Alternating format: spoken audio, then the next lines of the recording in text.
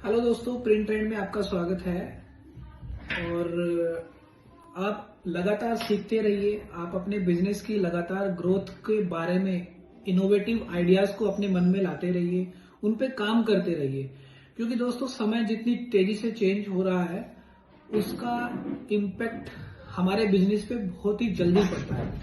तो होना चाहिए। अगर हम डिक्लाइन की तरफ जा रहे हैं तो हमें मार्केट के चैलेंजेस को एक्सेप्ट करना होता है।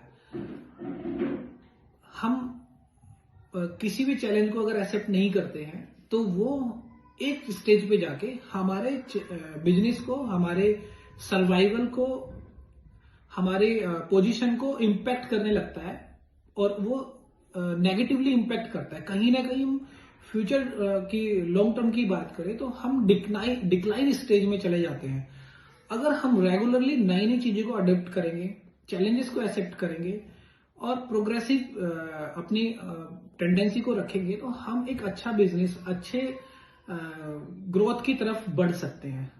तो अगर मैं एक एग्जांपल की बात करूं, पहले हमारी सेना में, इवन ऑल द वर्ल्ड की सेना में, पहले घोड़े और इस तरह से घोड़े और एनिमल्स का यूज किया जाता था। लेकिन जब तोपें आई और तोपों ने उन घोड़ों की टीम को अलग कर दिया। अब कुछ ही जगह पे केवल इस तरह से घोड़ों को यूज किया जाता है।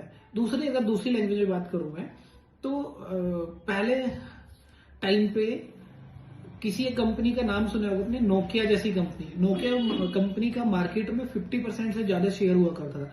लेकिन इतना बड़ा मार्केट शेयर होने के बाद भी, वेल नोन होने के बाद भी, इतनी बड़ी पब्लिसिटी होने के बाद भी वो कंपनी धीरे धीरे खत्म होती चली गई। क्यों? क्योंकि उन्होंने मार्केट के ट्रेंड को एक्सेप्ट नहीं किया। इसलिए उनका जो मार्केटिंग ट्रेंड था वो खत्म हो गया। और बहुत सारी कंपनियां, इलेक्ट्रिक में, अगर मैं इलेक्ट्रिशियन में बात करूं, की बात करूं, तो हमें क्या करना होता है? मार्केट के ट्रेंड को समझना होता है और नई नई चीजों को अडॉप्ट करना होता है। यही बिजनेस है। अगर आप अपने बिजनेस में नई चीजों को इंप्लीमेंट नहीं करेंगे तो वो कहीं ना कहीं हमारे बिजनेस को हार्म करना शुरू कर देता है, इम्पैक्ट करना शुरू कर देता है और हम एक डिक्लाइनिंग स्टेज में चले जाते हैं।